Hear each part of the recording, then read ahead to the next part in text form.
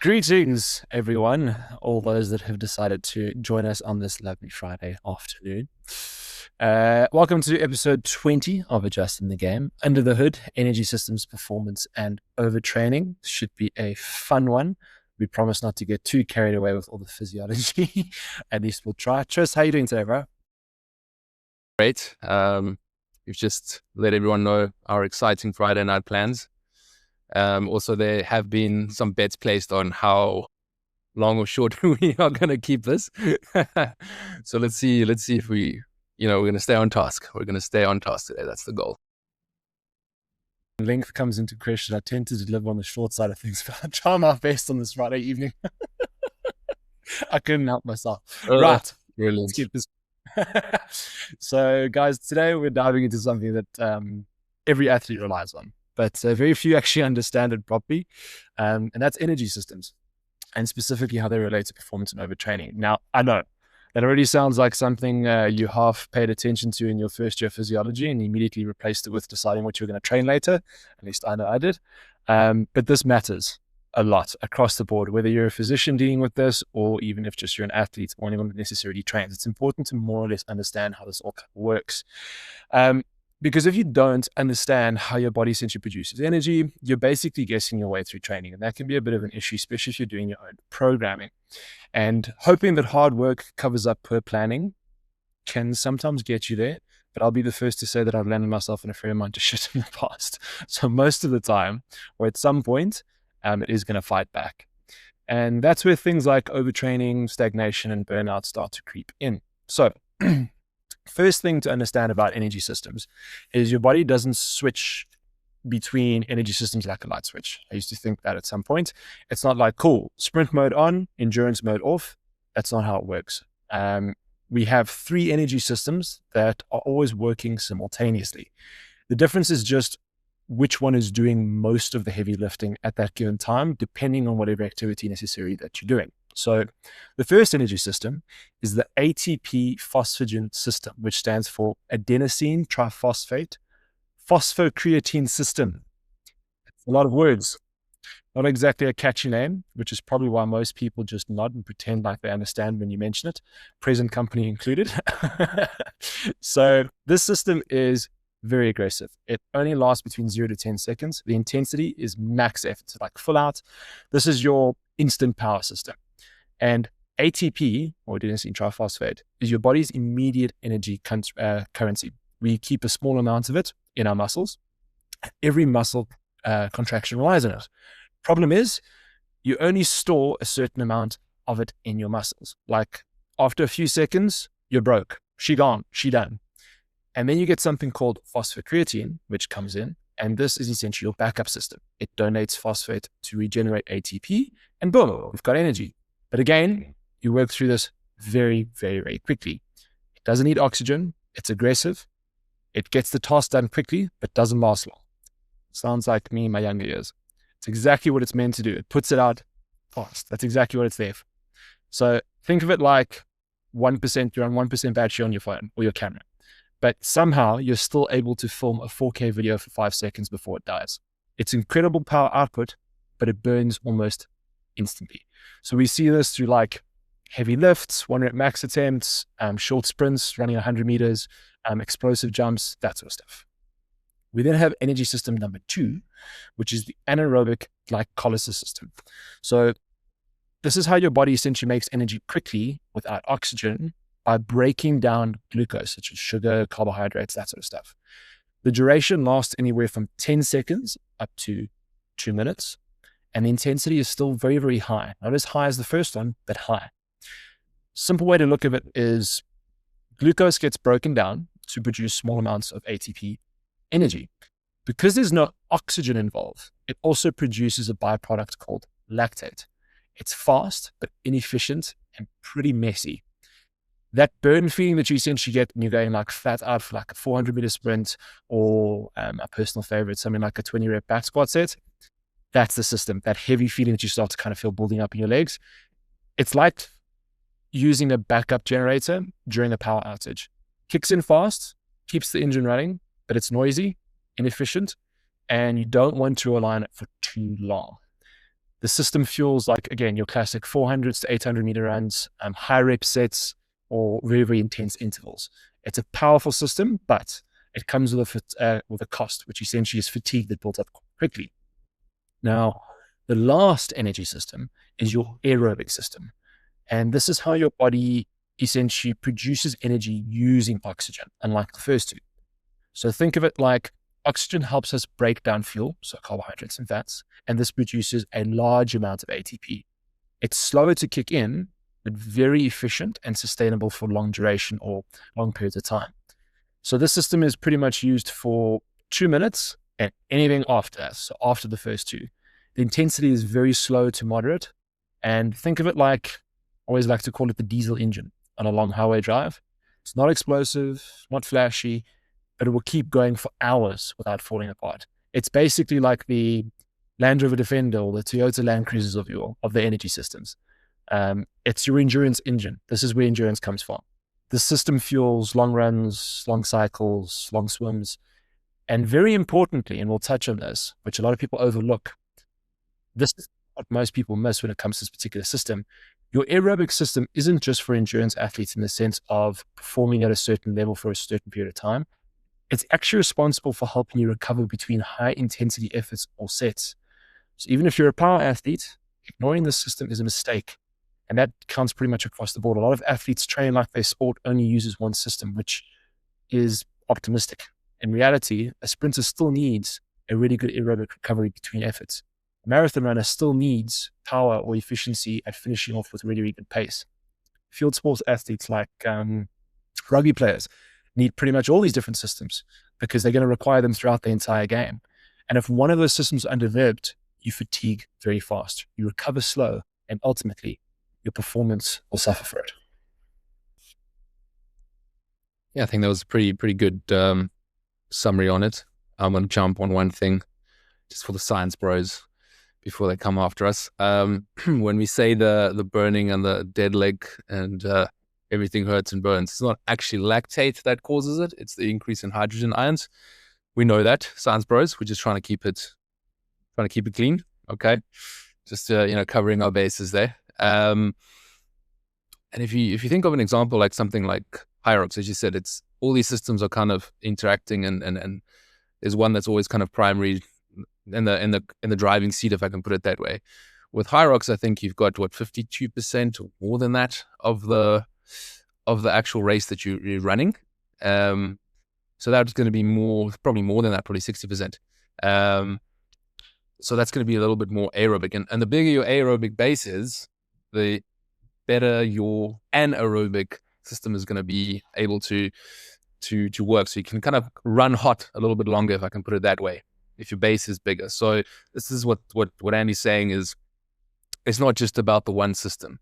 You can't just go out there and wall jump and use that creatine phosphate system. You've got 10 seconds, then you're done.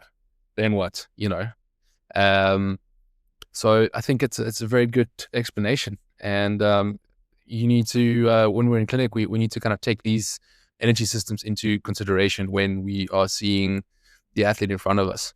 And it's not just a personal question of, hey man, what sports do you do? We're not trying to be friends. Like, sure, we can be friends, but it's important to know these things. What sport are you doing? So that in the back of our heads, we can go and say, okay, this is their expectations. This is kind of what we're expecting you to be doing load-wise, energy system-wise, and we start to kind of put the picture together a little bit. And I think we're ready to jump into what the internet calls CNS fatigue. And look, I mean, I'm going to say it first. We're going to clean up the term CNS fatigue, because it's not true CNS fatigue as in the brainstem and the brain is got less input to the muscles and stuff like that. It's more a multifactorial system issue. So what I mean by that is, it's not just one thing. It's I'm not sleeping enough. I'm not eating enough. My hormones are all over the place. So there's psychological stuff involved in all these things. And so it's almost like a sympathetic overdrive, if I can put it that way. And all these various systems are involved, and that kind of ties into the theme of the energy systems or the training systems with this CNS fatigue, or let's just call it sympathetic overdrive. So this is when the performance drops, and it's not necessarily just one injury. It's a bunch of small little niggles. The athlete's coming in and saying, I just feel flat. I just feel like, the 1 rep maxes are down. I can't hit my percentages. It's just, that the bells are ringing. That is a definite, okay, listen, there's an issue here. Why is this person this fatigued? And this is where the easiest way to explain this is with a load versus capacity model. So what I mean by that is, load is training load, life stresses, all those type of things that you apply onto it. They're also affected by sleep and nutrition. And then your capacity is your ability to recover. How much can you handle? How many sessions can you do? How fit are you? How good is your sleep quality? Are you feeding properly with your nutrition? And then how this kind of presents or how you get to kind of overtraining is, you've got your basic acute fatigue. So Andy and I go smash a session right now. You're tired, you've maybe done, let's say what do you want to do? Chest and bars. We do chest and bars. And, you might not be as strong in the chest and bars, a little bit sore, but you feel fatigued. But after a few days, you recover, right? But, we keep doing that and we're not necessarily recovering. We keep kind of stringing the sessions along, not allowing ourselves to recover. Then you start going into a little bit of a functional overreach, which is still not a problem. It's just, you're almost entering the danger zone now. You're playing with fire. So this is where at the end of the week, you might not be as fresh and strong as, for example, Monday after you've rested. So it's a little bit of a dip, but then, the improvement comes after a few days. But then when you start kind of wondering, should I be seeing someone? I've got a little bit of an ache or a pain, or multiple aches or pains, or the knees are sore, the shoulders are sore, the back sore, everything is sore. This is where you're kind of reaching into like a non-functional overreach. The motivation starts getting low. You're struggling to get to your sessions. These are kind of the flags. This is kind of the things that I'm kind of looking for, sussing out during the consultation. And then, of course, continuing on to that long term, you go into what we call an overtraining syndrome, which is where flat, all the injuries, consistently just going there. You're not getting where you're going. You maybe got in a 3-week period of training, you've got like 1 good week and then 2 weeks of just absolutely Maslowing. Maslowing is a new term, like the Maslow period and pyramid, sorry. And things are just not going well. That's now Maslowing. So that's in long term where your long term performance is going to decline, and you are basically banging your head against the wall. And all these other things. When I say when we talk about sympathetic dysregulation, we're talking about, a lot of guys have their Whoops and their Garmins and their Apple Watches. They're going to start picking up resting heart rate is going up.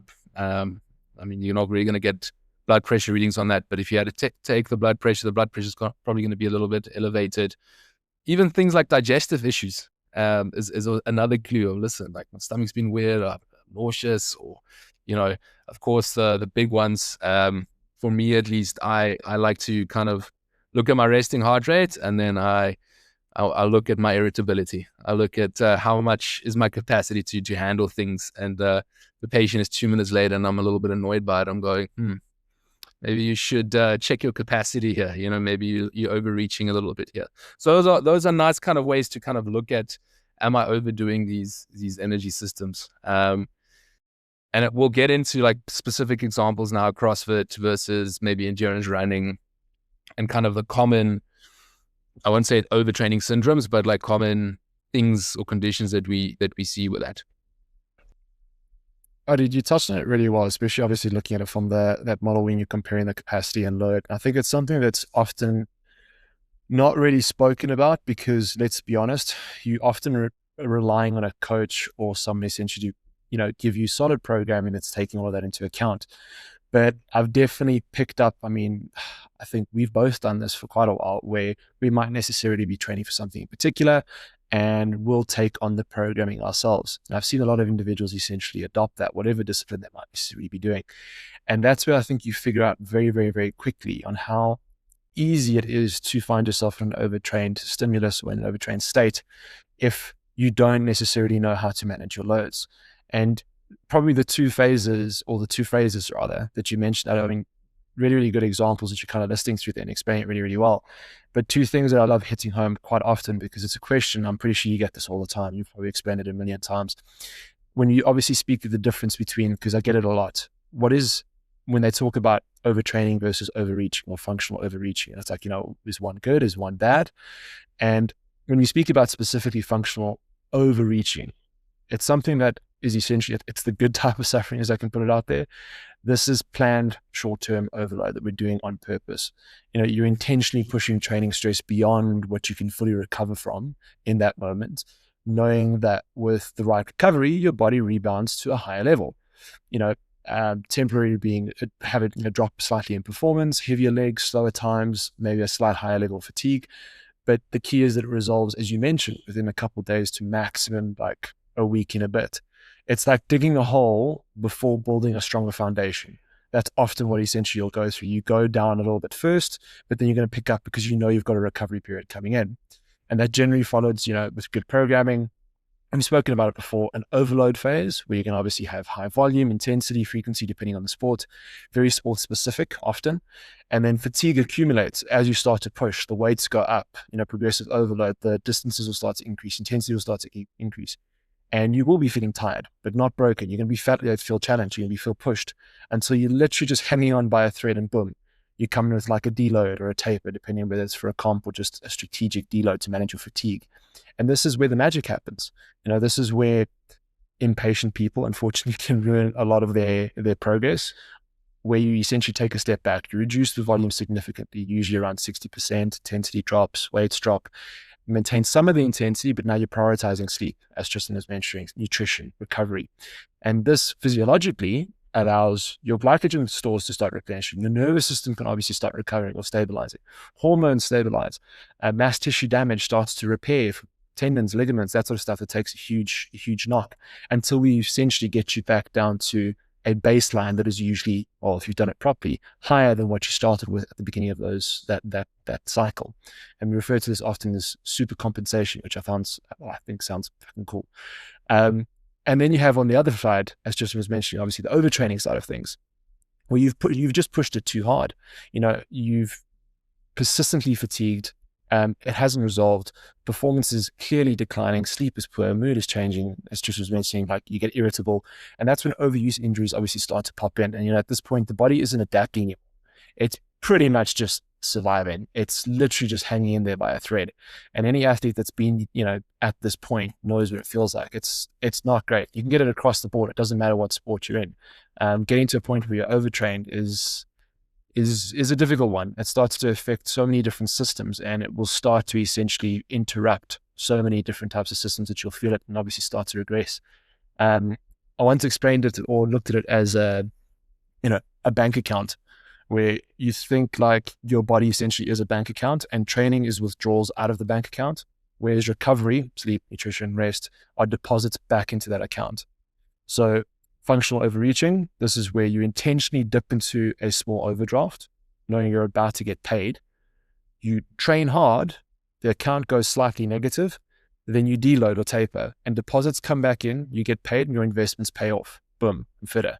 Hence, you bounce back with more than you started with in the training cycle. That's progression. You allowed the body to recover from targeted stress, which is now equal to growth, fitness, strength. Overtraining, this is when you keep withdrawing, ignore deposits, you pretend your account is fine, and eventually transactions will start failing. Performance is going to drop. The system locks you out, fatigue, injury, burnout. And now instead of a quick rebound, you need weeks and months to just get back to ground zero, even just feeling human. Guys, don't get fitter, stronger, healthier from spending everything you have in your bank account. You get fitter, stronger, and healthier from what's left in your bank account after you recover. That's what translates into capacity, as Tristan was mentioning, and allows you to perform at a certain level, given the different sports. So when we're looking at these different energy systems, and obviously how that correlates into different sports, just as a matter of interest, Tristan, I would love to know, do you find that you tend to get across the board, it doesn't matter, athlete might come in and they might be showing those signs of, which we'll touch on just now, different syndromes and that sort of stuff that you might get that are showing signs of being overtrained? Do you get it across the board on all types of sports? Do you tend to see it more in particular types of sports that might lend itself towards that? What do you see? I think every sport has its thing. Where if you look at like common injuries, for example, let's just go on CrossFit. I can love and hate on CrossFit. Okay. Right. And, I would say like your newbies with CrossFit in terms of injuries, right? A lot of the times you'll see a lower back thing, and every now and then maybe a knee thing. And then the more advanced guys, for whatever reason, get shoulders and wrists because they're doing more gymnastics because it's more advanced, right? And there's lifting. Having said that, with CrossFit, I feel like there's a lot of, I like to call it it's like a glycolytic zone, which is where CrossFit is cruising most of the time, most of your workouts, even your hero workouts, where it's too short to be a pure creatine phosphate energy system. It's a little bit too short to go purely aerobic. So it's kind of in this mid anaerobic, you're running out of oxygen, you've got some oxygen depth. But the problem is, you smacking, let's say 30 seconds. For every 30 seconds of hard work in an anaerobic system, you need to have about 90 seconds to 2.5 minutes of rest if you're training that specific system. Otherwise, you're going smashing it, not recovering, and you're not actually accumulating capacity, just accumulating fatigue over time, session after session after session. So CrossFit, I see that a lot, where it's like this just complete overtraining, and I always tell my patients, you don't actually get better at CrossFit by doing more CrossFit. You kind of have to take a step back and train the other systems as well. And your hero workouts, as much as we love to do them, they're the test, and you can't keep taking the test every day. You're not going to get better. At some point, you're just going to bomb. So a lot of the times, I think CrossFitters get stuck into that. I need to do more.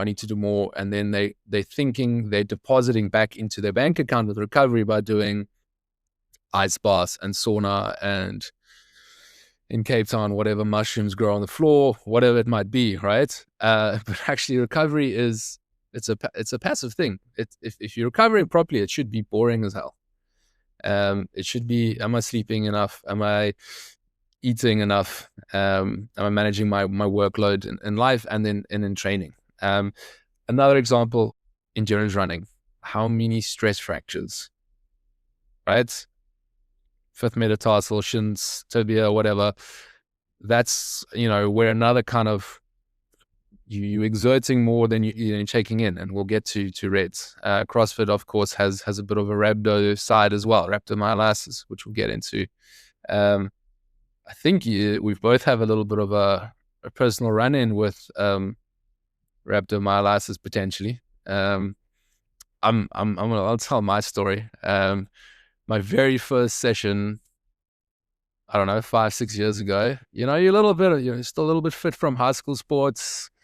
You gym a little bit, Virgin Active, Lad Fitness. You've got you can move. You know how to suffer, and then you walk into your first CrossFit class, and it's like an unholy amount of wall balls and squats. And I don't, my body's never done that amount of squats in that short amount of time in its life. And kind of go home, you feel a little bit like, I wouldn't say feverish, but you feel a little sniffles, and you go have a wee, and it looks like Coca-Cola, and you're like, this is a problem. That's rhabdomyolysis, and that means this is not pushing the limits. This is overreaching your physiology. This is like a medical problem, like you need to go to hospital and get some fluids, and maybe some adult supervision. And the problem, as much as sometimes rhabdo is glorified again in the functional fitness CrossFit space. Oh no, I had rhabdo last week, bro. It's a serious pathology or a serious condition, and you shouldn't mess around with it.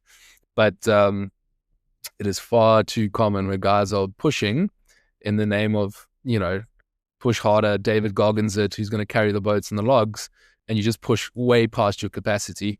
And it's usually with like repetitive movements, and it's rhabdomyolysis is an absolute breakdown of muscle tissue. You're getting myoglobins, you're getting creatine kinase through the kidneys, and it's actually damaging your kidneys. And that's a problem. So that's my little 2 cents on that. If we go back to the endurance running again, you get something we call REDS, relative energy deficiency in sports. And I actually have a really good friend of mine who's an incredible endurance athlete, and she actually had a run in with this where she's putting in the work, she's basically a mountain goat on the table mountain there, and just running out of energy, running out of capacity, running into strange little aches and pains and niggles. And this is where stress fractures and stuff like that come in. So yes, I think different sports have their different kind of naughty list conditions, if I can put it that way. I can't say I've had a full-blown run in with raids or anything like that, but Rhabdo, I can tell you for free that that has happened once.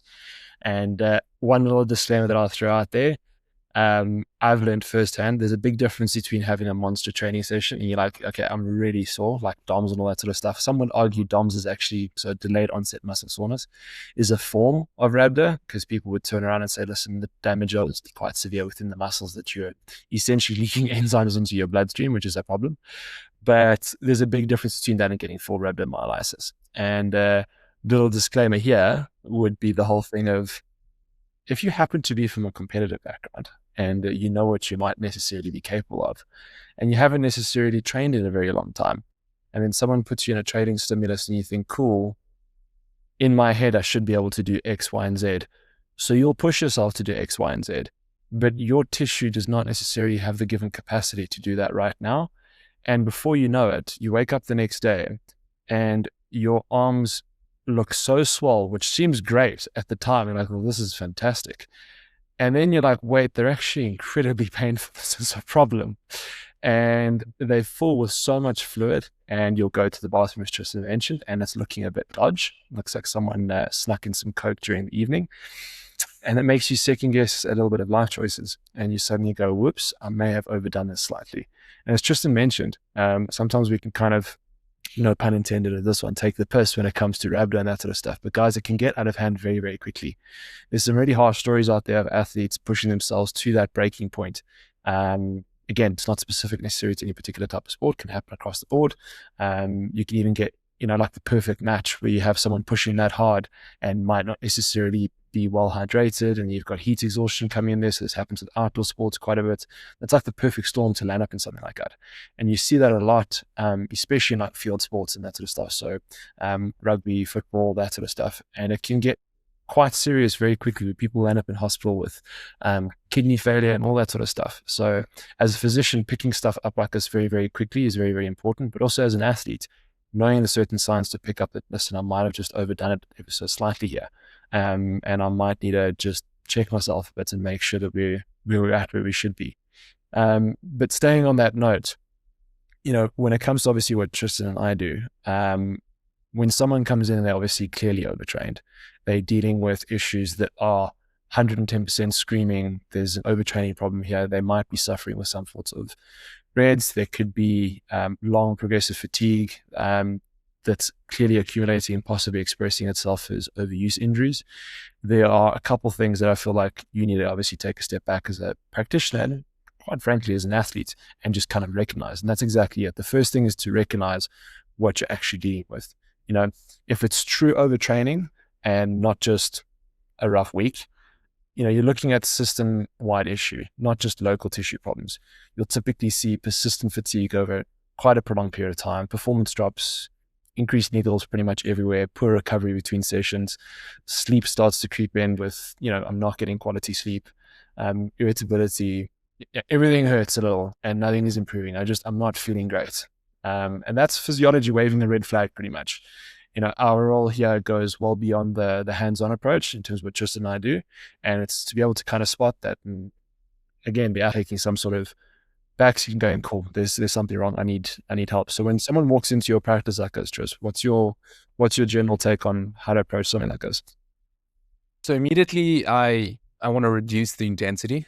I very, very, very seldomly take everything away. I still want the movement. I still want you to kind of be in some kind of routine, because there's obviously like mental factors as well that you need to consider, that sometimes training or running is not just about training or running. It's a little bit of a coping mechanism. So having that in mind, depending on the injury, depending on kind of what they presenting with, I'll kind of go like, okay, listen, you're not, I'll give you an example. I had a patient 2 weeks ago, flatlining, plateauing, really good CrossFitter, just not getting there, can't pick up even. Usually RX is 10 times a week, can't do it. And immediately the protocol was, cool, you are going to be smashing 2, maybe 3 CrossFit, like heavy underload sessions, but those sessions are going to be at 60 to 70% of your usual load. So if you usually, let's say you're usually clean and jerking 100 kgs, you're going down to 60 to 70. And then I also decreased the volume as well. So I said, so if you usually would do 10 sets of that, you're only going to do 6 or 7 sets. So my rule of thumb is go down to like around 60, 70%. Okay. And then sometimes they respond well and we just kind of keep them there. And I've been guilty of pushing them a little bit too quickly up to 70% or 80%. Like, oh, no, you have to come back down. You kind of have to meet the body where it's at. So for me, a good rule of thumb is I go down to 60, 70%. If it's going okay, we'll kind of keep it there. If it's still not going okay, drop it even more. Go down to 40, 50%. That's kind of the one part of the protocol. On the other side, the other days or the other sessions, as we said, it's usually athletes that are kind of pushing and almost overreaching a little bit. So they kind of getting the balance wrong a bit. So then the other sessions are purely zone 1, zone 2, boring stuff. I tell them, download some Netflix movies or whatever on your phone, and you're going to be sitting on that Concept 2 bike, and you're just going to, just pedal and pedal and pedal. So it's boring work, but then what we're doing is now we working less in the anaerobic system, which is fatiguing. So we're taking a little bit of that fatigue away. We're taking away the systemic load of like, jeepers, I need to really pick up heavy things. It's you're taking away the nervous system load a little bit less. Still there, so it can still adapt, but a little bit less. And then you're introducing a little bit of more aerobic, so zone 1, zone 2. And the nice thing with zone 1, zone 2 is it's not as taxing. You can kind of do it every day, and you don't kind of feel afterwards like, oof, wow. I don't know if you've ever had with your watch, and it says, oh, you've got 48 hours recovery time and what like that. Zone 1, zone 2 is not gonna, it's gonna be less than that. So that's kind of the immediate kind of reduce intensity, reduce volume, and kind of see where the patient's at. Stay, have good comms in the following 2 days after your initial consult, just to kind of keep an eye out, how's things feeling. And I always tell my patients, you're always 3 good nights rest or 3 good sleeps away from a complete turnaround or the start of a good turnaround. If you're feeling like you're just not there, it's listen, go home, go eat some good stuff, go get some carbs in. Sometimes you need to get some dirty carbs in, and that's okay. Get some sleep for 3 days. If you can nail 3 consistent days of sleep, come chat to me again, and then tell me that, you can't train anymore and you're pulling out of Cape Town Marathon and you can't do this and that. I promise you, it's a completely different person you're going to meet in 3 days. It's going to be a completely different situation because you're just trying to get that dysregulation away. You're just trying to take away that intensity. Just go, just breathe. Okay. Then once that's kind of done, we want to eventually kind of start rebuilding a little bit of the capacity, like slowly introduce. So then you'll go like 5 or 10% every few days and kind of just reintroduce it. And the nice thing about this approach is you're still technically building the athlete. They just don't know it. With the zone 1s and zone 2s, you're actually just broadening their base because they've got maybe a little bit too narrow of an aerobic base and they're kind of starting to tip over. So you kind of bring them down to the floor level, just widening that base and then slowly kind of building them up again, reintroducing the things that, say it's a shoulder injury and a back and a knee, you kind of go like, listen, we've had now 5 days of not destroying yourself. How's this? Chances are good that the shoulder is going to feel a little bit better, but the knee's still a little bit achy, or the back is, only with certain movements. And you just then slowly kind of test, okay, can you do extension? Can you do flexion? Can you do squats? Can you do full range of motion? And you slowly kind of get it into, okay, let's do some partial range stuff first. Then we add load. No, it's too quick. And you just kind of trial and error it a little bit. Of course, after a while, you start knowing your sport, you start knowing your athletes.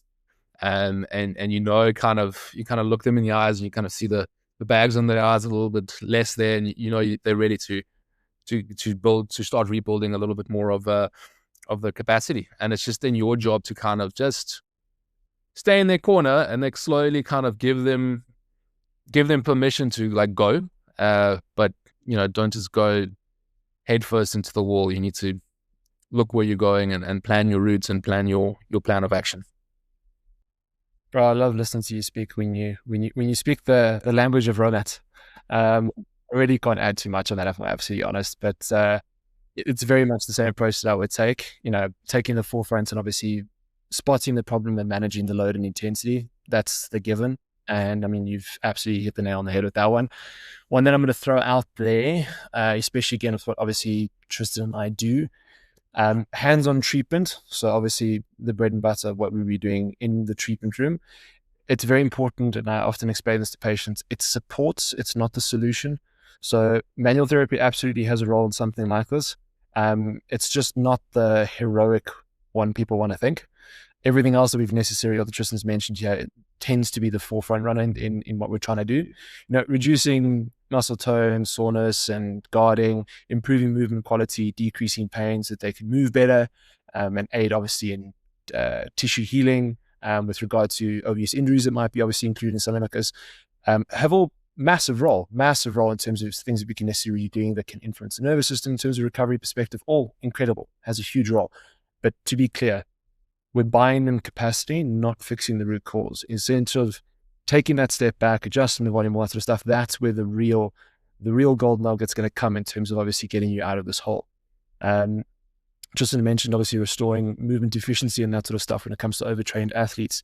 Overtrained athletes tend to move like tired humans, and it's because they are, focusing on, sometimes when you pull things back, I sometimes try and encourage my athletes, listen, because they'll turn around and be like, I really don't want to be training at these loads. They're so light and that sort of stuff. I'm like, guys, over and above the fact that we're still just trying to obviously allow the system to heal, this is a good time to focus on like stability and high quality movement, to focus on technique. Think of it that way.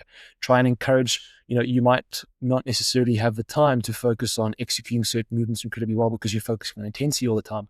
This is the time to do that. It still then makes us a really progressing or rewarding time that you're essentially getting a lot out of it, and not necessarily as boring as what some athletes might think, because I get it. As Tristan mentioned, especially you reduce things drastically and look at forming a lot of aerobic base stuff, so falling down to like your zone twos and that sort of stuff, regardless of your sport. It's massively underrated, but it can get a bit tedious. And although it improves overall recovery and capacity and enhances, the parasympathetic activity side of things and helps regulate the nervous system, basically makes you feel more human, it's fantastic. But it can get a little bit tedious. So having those small little tidbits in between that kind of just keep you as an athlete motivated, I think us as clinicians need to be very good at obviously tweaking things in that way, depending on obviously where the sport lies. And I can't emphasize this enough, that essentially everything that Tristan's listed there, it's not specific to any sport, it's across the board. Guys, I can't tell you the amount of times that I've had, so we've spoken obviously on the CrossFit side of things and the more the endurance side of things, looking at runners, cyclists, swimmers, that all fall under that bracket. But you take something like an Olympic weightlifter or a powerlifter, this happens a lot, and coming from a strength background, especially pushing the mass loads that these guys do, they're very much within that first energy system where it's, 1 reps, 2 reps, 3 reps, maximum 5 reps. It's just huge loads that they're putting under their body. And over and above, from an actual tissue fatigue perspective, their tendons, their ligaments are taking on a tremendous amount of load that naturally will start to catch up with them. It's also beating the living daylights out of their energy systems. And very often, the most neglected for these guys, it's a simple thing of, you watch some of these really big powerlifters and lifters, they'll get out of breath just walking from one place to the other. And you're like, Jesus, this human's built like a brick shithouse, but they can barely walk like 5 or 6 steps without being out of breath. That's because their aerobic base is so poor. And like I say to them a lot of the times, especially when they're going through this, where we need to pull back. I'm like, guys, this is a great time for you to be working your aerobic base. I'm like, Andy, I don't run. Why do I need that? I'm like, Chom, you could recover so much better in between your sets. And if you can recover between your sets better, you're going to be able to perform better on those sets. And the minute you start to think about it that way, it becomes less about, still doing that, but it becomes more than just, cool, I'm just trying to recover the system and that sort of stuff. You're overall actually trying to improve performance. You can come out of these holes that you might put yourself in as an athlete, as a stronger athlete at the end of it, if you play your cards right. And obviously having someone to help you guide that when it comes to addressing recovery, and gradually reloading yourself back into that system of training at a certain level for whatever sport it is, reintroducing intensity and phases, and monitoring the response from session to session. Rule of thumb, if performance returns before fatigue spikes again, you're on track. It's a good way to kind of go about it. And given that framework, I think patients do incredibly well, athletes do incredibly well, so they don't obviously end up at a position where they regress or land up going into that same problem again. And I think this is where Tristan alluded to it towards the end. As a practitioner, I think it's very, very important where we have this knowledge, or we should have this knowledge, and even more if you come from a training background or you have some form of coaching or programming, educating your athlete what to feel, when not to feel it, etc., is important, because they need to pick up those signs early so that they know themselves. They're like, I think I might be overreaching. All this wearable tech and all that sort of stuff, it's great. Being able to check HRV, heart rates, that sort of stuff, those are all great signs, but you need to know what to look for. And knowing what to look for can seriously help an athlete pull themselves out of a hole before they really get into it, and make sure that, right, need to take a step back. I'm just getting to that point where I'm starting to overreach, and having that experience of understanding what your body's trying to tell you when it's trying to tell you, and listening to it, is an incredibly important skill that you need to develop in not only understanding these energy systems and how to use them in training, but also when to pull back when your body tells you to. Yeah, that's really a good summary. Any athlete kind of can use that and kind of manage themselves. But let me still emphasize our role in this. We still do have a role, and that is, well, you're still in pain. You're coming in here with whatever issue, and this is where things like hypersensitivity, you just completely nervous system dysregulated. We need to try and desensitize that area. We have to try and create a window for you where you are moving a little bit better, less like a tired human being, like you said. Moving a little bit better, feeling a little bit better, pain's a little bit down, movements up. And that window that we create for you is kind of your starting point to, okay, listen, let's go and build on the things that we've kind of been neglecting. And at the end of the day, your body doesn't adapt to the stress that you apply. It adapts to the stress that you recover from. And if you understand your energy systems, your load management, and how to actually properly, respect your recovery, you can train extremely hard and perform exceptionally well without running into these injuries and problems and conditions and stuff like this. I couldn't have said it better myself, man. Your body is an incredible adaptable system, but it's not indestructible. If you understand how to produce energy, how it recovers, and how it adapts, you can train smarter, perform better, and stay consistent over long-term longevity within whatever sport and series you're doing. Ignore it, and you'll eventually run into a wall, and no amount of just pushing harder fixes that. All right, guys, it's been an absolute pleasure as always. Give us a like, give us a follow, subscribe for more. We are enjoying the feedback that you guys have been getting us, and some of the feedback that you guys are giving us on the YouTube side of things, which is great. So I'm glad to see some people have followed us up on that side. As always, write in if you guys have any particular topics that you guys like us to particularly cover, any particular interests, possibly even guests, that sort of stuff. Let us know, and we'll do our best. Cheers.